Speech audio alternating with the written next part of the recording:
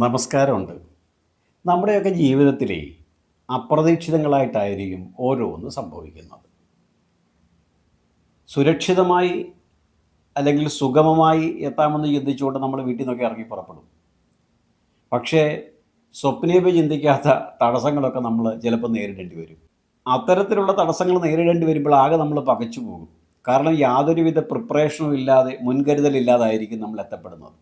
അതും നമ്മുടെ മുമ്പിൽ തടസ്സമുണ്ടാക്കുന്നത് അതിശക്തിമാനായ ഒരു വ്യക്തിയാണെങ്കിൽ നമ്മൾ എന്തെന്നില്ലാതെ പരിഭ്രമിച്ചു പോകും, പതറിപ്പോകും. അതിനോടൊപ്പം ശ്രദ്ധിക്കേണ്ട മറ്റൊരു കാര്യം, നമ്മെ പിന്തുടർന്ന് അല്ലെങ്കിൽ നമ്മുടെ സംരക്ഷണത്തിലുള്ള കുറേ ആളുകളും കൂടി നമ്മുടെ കൂടെ ഉണ്ട്. നമ്മുടെ കുടുംബത്തോടൊപ്പമാണ് അല്ലെങ്കിൽ നമ്മുടെ ബന്ധുമിത്രാദികളൊപ്പമാണ് പോകുന്നത്. അപ്രതീക്ഷിതമായി ഒരാൾ മുന്നിൽ വെച്ച് തടയുന്നു, അല്ലെങ്കിൽ വാക്കുതർക്കമുണ്ടാകുന്നു, അല്ലെങ്കിൽ ഒരു അപകടം സംഭവിക്കുന്നു. ഇങ്ങനെ അനവധികളായ തടസ്സങ്ങൾ സംഭവിക്കാം ജീവിതത്തിൽ. ഇനി ഒരു വ്യക്തി തന്നെ നമ്മുടെ മാർഗത്തിന് തടസ്സമുണ്ടാക്കിയാലോ?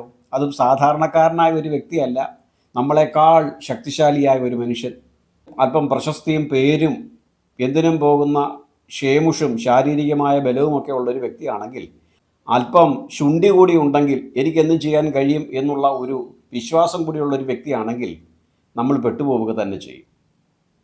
അപ്പോൾ അങ്ങനെ വരുമ്പോൾ എന്ത് ചെയ്യണം? ആ വ്യക്തി തരുന്ന അടിയെല്ലാം ഏറ്റുവാങ്ങണോ? അല്ലെങ്കിൽ അയാൾ തരുന്ന തല്ലുകൊണ്ട് നാണം കെട്ട് മടങ്ങണോ?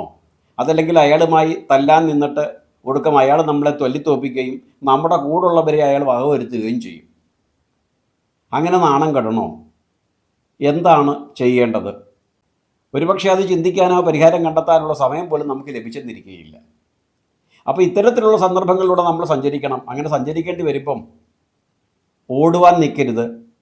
പിന്നെയോ തന്നേക്കാൾ ശക്തനോട് ഒരു കാരണവശാലും മത്സരത്തിന് നിൽക്കുവാനേ പാടില്ല. അത് ബുദ്ധിയുള്ളവൻ ഒരിക്കലും ചെയ്യരുത്. മാലോകരുടെ മുമ്പിൽ വെച്ച് ഒരുത്തൻ്റെ മുമ്പിൽ പരാജയപ്പെട്ടു പോയതുകൊണ്ട് വലിയ സങ്കടമൊന്നുമില്ല. പക്ഷേ ആ സങ്കടം മറന്നു പോകാതെ പിന്നീട് ഏതൊരുവനാണോ ഇന്ന് എന്നെ പരാജയപ്പെടുത്തിയത് അവനെ തൻ്റെ ബുദ്ധി കൊണ്ടും ശക്തി കൊണ്ടും പരാജയപ്പെടുത്തുവാനുള്ള ശ്രമം നമ്മളിൽ ഉണ്ടാകണം. അതൊരു പാഠമായി എടുക്കണം. ചിലർ കായികമായി നമ്മളെക്കാൾ വളരെയേറെ ശക്തിയുള്ളവരായിരിക്കും, ചിലർ സാമ്പത്തികമായി നമ്മളെക്കാൾ വളരെ ശക്തിയുള്ളവരായിരിക്കും, ചിലർ സ്ഥാവര ജംഗമ വസ്തുക്കൾ ആ അളവിൽ നമ്മളെക്കാൾ ആസ്തിയുള്ളവരും കഴിവുള്ളവരുമായിരിക്കും. അതൊന്നും ചിന്തിക്കേണ്ടതില്ല. ഇതൊക്കെ ആർക്കും നേടാൻ കഴിയുന്നതാണ്. അല്പം ഈശ്വരവിശ്വാസവും ദൃഢവിശ്വാസവും ഇച്ഛാശക്തിയും ഉണ്ടെങ്കിൽ നമുക്കിതൊക്കെ നേടാൻ പറ്റുന്ന കാര്യങ്ങളേ ഉള്ളൂ. ഇവിടെ രാമായണത്തിൽ അത്തരത്തിലൊരു വിഷയം, ഒരു സന്ദർഭമാണ് നമ്മളിപ്പോൾ കാണുന്നത്. ദശരഥനന്ദനായ നമ്മുടെ ശ്രീരാമചന്ദ്രമൂർത്തിയും സഹോദരന്മാരും ഭാര്യാസമന്വിതരായി പിതാവായ ദശരഥനോടൊപ്പം അദ്ദേഹത്തിൻ്റെ ധർമ്മതാരങ്ങളോടുമൊപ്പം ആഹ്ലാദകരമായി മിഥിലാപുരിയിൽ നിന്ന് പുറപ്പെടുകയാണ്. വരന്മാരുടെ ഭവനത്തിലേക്കുള്ള ഉജ്ജ്വലകരമായ യാത്ര. വധുവിനെയൊക്കെ അണിയിച്ചൊരുക്കി, ഒരു വധുവല്ല 4 വധുക്കളുണ്ട്. നവവധുക്കളെ യഥാരീതി അണിയിച്ചൊരുക്കി ആന, കുതിര, കാലാൾപ്പടകളുടെ അകമ്പടിയോടുകൂടി അനേകായിരം വ്യക്തികളുടെ പിന്തുണയോടുകൂടിയാണ് നടന്നു വരുന്നത്. അങ്ങനെ നടന്നു വരുന്ന കൂട്ടത്തിൽ പെട്ടെന്ന് അന്തരീക്ഷം ആകെ കലുഷിതമാകുന്നു. എന്തോ അവശകനം സംഭവിക്കാൻ പോകുന്നു, ആപത്ത് എത്താൻ പോകുന്നു എന്ന തോന്നൽ വന്ന ദശരഥൻ അന്തരീക്ഷത്തിൻ്റെ ആ ഭാവവ്യത്യാസം മനസ്സിലാക്കി തൻ്റെ ആദരണീയനായ ഗുരുനാഥനായ വസിഷ്ഠ മഹർഷിയോട് ചോദിച്ചു, എന്താണ് വസിഷ്ഠ മഹർഷിയെ പെട്ടെന്ന് ശുഭകരമായി നിന്നിരുന്ന അന്തരീക്ഷം ആകെ അശുഭകരമായി മാറുന്നു? മഴമേഘങ്ങൾ ഏവരെയും ഭയപ്പെടുത്തുന്നു, അന്തരീക്ഷം തന്നെ ഭയാനകമായ തലത്തിലേക്ക് മാറുന്നു. എന്താണ് ഇതിന് കാരണം? ഈ ശുഭകരമായ യാത്ര അശുഭകരമായ തങ്കലത്തിലേക്ക് എത്തുമോ? സന്താപം നമ്മെ തേടിയെത്തുമോ എന്ന് ചോദിക്കുമ്പോൾ വസിഷ്ഠൻ പറയുന്നു, നമ്മളേവരും ചിന്തിക്കുന്നതിനപ്പുറമുള്ള ഒരു തടസ്സത്തെയാണ് നമ്മളിപ്പോൾ നേരിടാൻ പോകുന്നത്. പക്ഷേ ആ നേരിടാൻ പോകുന്ന തടസ്സത്തിൽ പരിഭ്രമിച്ചു പോകരുത്, ഭയപ്പെട്ടു പോകരുത്. പിന്നെയോ യുദ്ധം ചെയ്യുവാനോ മത്സരിക്കുവാനോ നിൽക്കുകയും ചെയ്യരുത്. കാരണം നമ്മേക്കാൾ ശക്തിശാലിയായ ഒരുവനാണ് നമ്മുടെ മാർഗം തടയുവാനായി എത്തുന്നത്. അതുകൊണ്ട് നമ്മളെന്നല്ല, നമ്മുടെ കുലത്തെ മുച്ചൂടും മുടിക്കും. അതാണ് തൻ്റെ അവതാര ലക്ഷ്യമെന്ന് പ്രഖ്യാപിച്ച സാക്ഷാൽ പരശുരാമനാണ് നമ്മുടെ എതിരെ വരാൻ പോകുന്നത്. ശ്രീരാമചന്ദ്രൻ ജനക മഹാരാജാവിൻ്റെ കൊട്ടാരത്തിലുണ്ടായിരുന്ന ദിവ്യമായ ത്രയംബകം വില്ല് ഒടിച്ച ശബ്ദധ്വനിയിൽ തൻ്റെ ധ്യാനത്തിന് തടസ്സം നേരിട്ടു. അതിൽ കുപിതനായി എന്താണ് ഈ ശബ്ദത്തിന് കാരണം എന്നാലോചിച്ചപ്പോൾ അല്പം പോലും ബുദ്ധിമുട്ടേണ്ടി വന്നില്ല പരശുരാമദേവന് കണ്ടെത്തുവാൻ. ശ്രീരാമചന്ദ്രൻ ത്രംബകം വില്ല് ഒടിച്ചതിൻ്റെ നാദമാണ് കേട്ടത്. അങ്ങനെയെങ്കിൽ ഇവനെ ഞാനൊന്ന് ശരിയാക്കും, എൻ്റെ ധ്യാനത്തിന് ഭംഗമുണ്ടാക്കി ഇവനെ ഞാൻ ഇല്ലാതാക്കും. പ്രത്യേകിച്ച് ക്ഷത്രിയ കുലജാതനാണ്, അതുകൊണ്ട് തന്നെ ഇവൻ്റെ ശക്തി ഒന്നറിയണം എന്നതാണ് നമ്മൾക്ക് ബോധ്യപ്പെടുന്നതെങ്കിലും അതിൻ്റെ ഉള്ളിൽ അനേകായിരം താത്വിക തലങ്ങളുണ്ട്. തൻ്റെ അവതാര ലക്ഷ്യം പൂർത്തീകരിച്ചു. ഇനിയും തൻ്റെ ഉള്ളിലുള്ള വൈഷ്ണവ തേജസ്സിനെ അടുത്ത അവതാരത്തിലേക്ക് കൈമാറി താൻ സ്വധാമത്തിലേക്ക് മടങ്ങേണ്ട സമയമായി എന്ന് സത്യസ്വരൂപനായ ആ നാരായണ അവതാരമായ പരശുരാമന് മനസ്സിലായി. അതുകൊണ്ട് തന്നെ ഉള്ളിലുണ്ടായിരുന്ന തേജസ്സിനെ പരിപൂർണമായി രാമേന്ദ്രനിലേക്ക് എത്തിക്കാൻ വേണ്ടി ഭഗവാൻ തന്നെ കണ്ടെത്തിയ ഒരു നാടകമായിരുന്നു. നമ്മെപ്പോലെയുള്ള കാഴ്ചക്കാർക്ക് അതിൻ്റെ പൊരുൾ അറിയണമെന്നില്ല. എന്നാൽ വസിഷ്ഠ മഹാമുനി അടക്കമുള്ള ഋഷിപ്രവരന്മാർക്ക് അതിൻ്റെ താത്വിക തലം അറിയാം. അതുകൊണ്ട് തന്നെ ദശരഥനോട് പറഞ്ഞു, ഭയപ്പെടേണ്ടതില്ല, ഇതിനെ മറികടക്കുവാനുള്ള കരുത്തുള്ളവനാണ് അങ്ങയുടെ പുത്രൻ, നമ്മൾ ആരും ഇതിൽ ഇടപെടണ്ട, അതിന് കൃത്യമായ പരിഹാരം അങ്ങയുടെ പുത്രൻ തന്നെ കണ്ടെത്തിക്കൊള്ളും, ബുദ്ധിമാനാ, ധൈര്യമായിരിക്കൂ, സങ്കടപ്പെടാതിരിക്കൂ, ആർക്കും ഒരു ആപത്തും ഉണ്ടാകില്ല എന്ന് പറഞ്ഞു. അങ്ങനെ എത്തി ഇതാ നിൽക്കുന്നു വഴി തടഞ്ഞുകൊണ്ട് ഏവരും ഭയപ്പെടുന്ന തൻ്റെ ദിവ്യമായ പരശു ആയുധവും ധരിച്ചുകൊണ്ട് സാക്ഷാൽ പരശുരാമൻ. എന്നിട്ട് പറയുന്നു, നീയാണോ ത്രംബകം എന്ന് പറയുന്ന വില്ലൊടിച്ചത്? ആ വില്ലൊടിച്ച നീ ശരിയായ വില്ലാളിയാണെങ്കിൽ, വീരശൂര പരാക്രമിയാണെങ്കിൽ നിന്റെ പരാക്രമം എനിക്കും ഒന്ന് കാണണമിടൂ. അതുകൊണ്ട് എനിക്കും അതൊന്ന് കാണാൻ ആഗ്രഹമുണ്ട്. അതുകൊണ്ട് ഞാൻ എൻ്റെ ഈ വില്ലങ്ങോട്ട് തരാം, നീ ആ വില്ലെന്നെടുത്ത് കൊലക്കണം, കൊലച്ചിട്ട് നിന്റെ ഈ കഴിവ് പ്രകടിപ്പിക്കണം. ഇല്ലെങ്കിലോ എൻ്റെ ആയുധത്താൽ നിന്നെ ഞാൻ ഇല്ലാതാക്കും. ഇല്ലെങ്കിലോ നീ എന്നോട് യുദ്ധം ചെയ്യണം, യുദ്ധം ചെയ്ത് എന്നെ ജയിക്കണം. ജയിച്ചില്ലെങ്കിൽ നിന്റെ കാര്യം ഒരു പരുവമാകും. അതുകൊണ്ട് അല്പം പോലും അമാന്തിക്കേണ്ട, എൻ്റെ ഈ ദിവ്യമായ ധനുസ് ഏറ്റുവാങ്ങി അത് കുലയ്ക്കുവാനും പ്രയോഗിക്കുവാനും ഒന്ന് ശ്രമിക്കൂ, യുദ്ധത്തിന് തയ്യാറാകൂ എന്ന് പറയുമ്പോൾ താൻ ഇവിടെ യുദ്ധമല്ല ചെയ്യേണ്ടത്, തൻ്റെ ഗുരുനാഥൻ അല്ലെങ്കിൽ ഗുരുമുഖത്തിൽ നിന്ന് പഠിച്ചിട്ടുള്ളത് തന്നേക്കാൾ ശക്തിശാലിയായ ഒരുത്തനോട് നേരിടേണ്ടി വരുമ്പോൾ ആയുധമല്ല പ്രയോഗിക്കേണ്ടത്, മറിച്ച് ബുദ്ധിശക്തിയാണ്. ബുദ്ധിക്ക് മുമ്പിൽ പരാജയപ്പെടാത്ത ഒരു യോദ്ധാവുമില്ല. ബുദ്ധിക്ക് മുമ്പിൽ ഇല്ലാതാവാത്ത അല്ലെങ്കിൽ ശക്തിഹീനമാകാത്ത ഒരായുധവുമില്ല.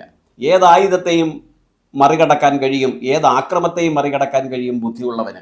സാഹചര്യത്തിനും സന്ദർഭത്തിനും അനുസരിച്ച് തൻ്റെ ഉള്ളിലുള്ള ആ ബുദ്ധിയെ പ്രയോജനപ്പെടുത്തുന്നവനെതിരെ ഏത് ആയുധവുമായി ആര് വന്നാലും ശരി ഭയപ്പെടേണ്ടതില്ല. ഇവിടെ ക്ഷമയാണ്, സഹനമാണ്, ഭക്തിയാണ്, വിധേയത്വമാണ് വേണ്ടത്. എതിരാളി കോപം കൊണ്ട് ജ്വലിക്കുമ്പോൾ, ഗർജിക്കുമ്പോൾ താനും തിരിച്ച് ഗർജിക്കുകയല്ല വേണ്ടത്. എതിരാളിയെ മാനസികമായി തകർക്കുവാനും എതിരാളിയുടെ ഉള്ളിൽ ജ്വലിച്ചുകൊണ്ടിരിക്കുന്ന കോപാഗ്നിയെ ശമിപ്പിക്കുവാനും ആ കോപാഗ്നിയുടെ സ്ഥാനത്ത് സഹാനുഭൂതിയും സ്നേഹവും അനുഗ്രഹവും കരുണയും പ്രേമവും സൃഷ്ടിക്കാനുള്ള പ്രവർത്തനമാകണം തന്നിൽ നിന്നുണ്ടാകേണ്ടത് എന്ന് മനസ്സിലാക്കിയ ശ്രീരാമചന്ദ്രൻ അല്പം പോലും മടിച്ചില്ല. ഏവരും നോക്കി നിൽക്കുന്നുവല്ലോ, തന്നെ ഏവരും കളിയാക്കുമല്ലോ എന്നൊന്നും ചിന്തിച്ചില്ല. ആ ശ്രീരാമചന്ദ്രമൂർത്തി സച്ചിദാനന്ദ സ്വരൂപനായ പരശുരാമൻ്റെ മുമ്പിൽ പ്രണാമമർപ്പിക്കുന്നു. അല്ലയോ പരശുധരേ, അവിടുത്തെ മഹാത്മ്യങ്ങൾ കേട്ടിരിക്കുന്നു അളവറ്റ രീതിയിൽ. അങ്ങയെ ദർശിക്കുവാൻ കഴിഞ്ഞത് തന്നെ മഹാഭാഗ്യം. അങ്ങയെപ്പോലെ വീരശൂര പരാക്രമിയായ സച്ചിദാനന്ദ സ്വരൂപനായ നാരായണൻ്റെ അവതാരമായ ഭഗവാനെ, അവിടുത്തെ ദർശനം തന്നെ സുഹൃതം. പിന്നെയോ അങ്ങയെ പറയുന്നതൊന്നും ചെയ്യുവാനുള്ള ശക്തിയുള്ളവനില്ല. ഞാൻ വെറും ബാലനാണ്, ശക്തിഹീനനാണ്. അങ്ങയോ 3 ലോകങ്ങളെയും ജയിച്ചവനാണ്. അതുകൊണ്ട് അങ്ങയുടെ ആഗ്രഹം ഈ ഉള്ളവന് സാധിച്ചു തരാൻ കഴിയുമെന്നോ അടിയൻ അല്പം പോലും വിശ്വാസമില്ല. എങ്കിലും അങ്ങ് പറഞ്ഞതനുസരിച്ചില്ലെങ്കിൽ അങ്ങയോട് കാട്ടുന്ന അനാദരവാണ്. അങ്ങയോട് ആരും ഒരു അനാദരവും കാട്ടുവാൻ പാടില്ല. അതുകൊണ്ട് അടിയൻ ഈ ആയുധം ഏറ്റുവാങ്ങുമ്പോൾ അത് വഹിക്കുവാനും കുലയ്ക്കുവാനുമുള്ള അനുഗ്രഹവും ശക്തിയും അങ്ങയുടെ കൃപയാൽ അടിയനുണ്ടാകണം. അങ്ങയുടെ അനുഗ്രഹമുണ്ടെങ്കിൽ എനിക്ക് നേടാൻ കഴിയാത്തതായി ഒന്നുമില്ല. ഞാനിതാ ഒരു ശിഷ്യനായ അങ്ങയുടെ പാദപത്മത്തിലേക്ക് എന്നെ സ്വയം സമർപ്പിക്കുന്നു എന്നുള്ള ആ ശ്രീരാമചന്ദ്രമൂർത്തിയുടെ മധുരസ്ഥരമായ വാക്ചാതുരിയും ശത്രുവിനെ പോലും അലിയിക്കുന്ന നിർമ്മലപരമായ സ്നേഹപ്രവാഹത്തിൽ പരശുരാമൻ്റെ രൗദ്രഭാവം ശമിക്കുന്നു. തുടർന്ന് സസന്തോഷം ഭക്ത്യാദരപൂർവം വിനയാന്വിതനായി പരശുരാമനിൽ നിന്ന് ശ്രീരാമചന്ദ്രമൂർത്തി അദ്ദേഹത്തിൻ്റെ ദിവ്യമായ ധനുസിനെ വാങ്ങി കുലയ്ക്കുവാൻ തയ്യാറാകുമ്പോൾ പരശുരാമനോട് ചോദിക്കുന്നു, അല്ലയോ മഹാനുഭാവ, ഈ ഉള്ളവൻ എവിടേക്കാണ് അസ്ത്രം അയക്കേണ്ടത്? ഞാൻ അസ്ത്രം കുലച്ചാൽ അതിൽ ലക്ഷ്യം കണ്ടെത്തേണ്ടതായിട്ടുണ്ട്. അതുകൊണ്ട് അടിയൻ എന്താണ് ചെയ്യേണ്ടത്? അങ്ങേ ആജ്ഞാപിച്ചാട്ടി. അങ്ങേ ആജ്ഞാപിച്ചാൽ ഈ ഉള്ളവന് ചെയ്യാൻ കഴിയും. അങ്ങയുടെ അനുഗ്രഹമുണ്ടെങ്കിൽ അങ്ങേ ആജ്ഞാപിക്കുന്നതെന്തും എന്നാൽ ചെയ്യാൻ കഴിയും. അതുകൊണ്ട് ദാസനായ ഈ ഉള്ളവനെ അവിടെ നിന്ന് ലക്ഷ്യം കാട്ടിത്തരണം, മാർഗം കാട്ടിത്തന്ന് അനുഗ്രഹിക്കണം എന്നുകൂടി പറഞ്ഞതോടുകൂടി പരശുരാമൻ തൻ്റെ ദിവ്യമായ അനുഗ്രഹത്തെ പൂർണ്ണമായി ശ്രീരാമചന്ദ്രമൂർത്തിയിലേക്ക് പകർന്നു തന്നു. തൻ്റെ അവതാര ലക്ഷ്യം പൂർത്തിയാക്കി താൻ മടങ്ങേണ്ട സമയം സമാഗമമായി എന്ന് മനസ്സിലാക്കിയ ഭഗവാൻ താൻ കൊടുത്ത ധനുസിലൂടെ തൻ്റെ വൈഷ്ണവ തേജസ്സിനെ ശ്രീരാമചന്ദ്രന് കൈമാറുന്നു. ഇത് കഥ. ഇവിടെ രാമായണം നമ്മൾക്ക് നൽകുന്ന മുന്നറിയിപ്പ് എന്താണ്? നമ്മൾ ഓരോരുത്തരും സാധാരണ മനുഷ്യരാണ്, കുടുംബസ്ഥരാണ്. രാമചന്ദ്രൻ കുടുംബസ്ഥനായിരുന്നു, ബന്ധുമിത്രാദികളോടൊപ്പമാണ് എത്തിയത്. അതുകൊണ്ട് പലപ്പോഴും നമ്മളും നമ്മുടെ ബന്ധുമിത്രാദികളും അല്ലെങ്കിൽ നമ്മുടെ കുടുംബത്തിനൊരാപത്തും സങ്കടങ്ങളും ഒക്കെ എത്തപ്പെടുമ്പോൾ പ്രശ്നപരിഹാരം കണ്ടെത്താൻ കഴിയാതെ ആത്മഹത്യ ഒന്നും ചെയ്യാൻ നിൽക്കല്ലേ, അത് മഹാപാപമാണ്. കഷ്ടപ്പെട്ട് നേടിയ ഈ മനുഷ്യജന്മം വൃഥാ പാഴാക്കല്ലേ. ആലോചിച്ചാൽ, അല്പമൊന്ന് ചിന്തിച്ചാൽ തീർച്ചയായും പരിഹാരമുണ്ടാകും.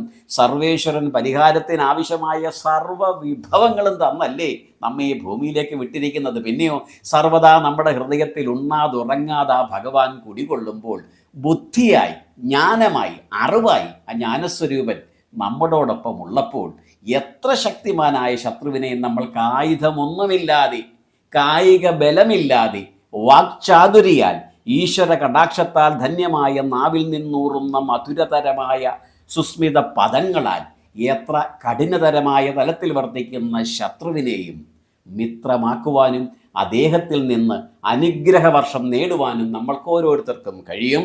ശാശ്വതമായ പരിഹാരം കണ്ടെത്താനുള്ള എല്ലാ വിഭവങ്ങളും തന്നാണ് ആ സർവേശ്വരൻ നമ്മെ ഇവിടേക്ക് അയച്ചേക്കുന്നത്. പിന്നെ നമ്മൾ എന്തിനാ ഭയപ്പെടുന്നത്, ആത്മഹത്യ ചെയ്യാൻ പോകുന്നത്, ഒളിച്ചോടാൻ പോകുന്നത്, കീഴടങ്ങാൻ പോകുന്നത്? ഇതിൻ്റെ ഒന്നും ആവശ്യമില്ല. ആലോചിക്കൂ, ചിന്തിക്കൂ. സർവേശ്വരനുള്ളപ്പോൾ പ്രശ്നപരിഹാരം സർവദാ ലഭ്യമാണ്. മറ്റൊരു വിഷയവുമായി വീണ്ടും കണ്ടുമുട്ടുന്നത് വരെ പ്രിയമിത്രങ്ങളെ, അമൃതം ഗോപാലകൃഷ്ണൻ എന്ന ഈ ഉള്ളവൻ്റെ ശതകോടി പ്രണാമം.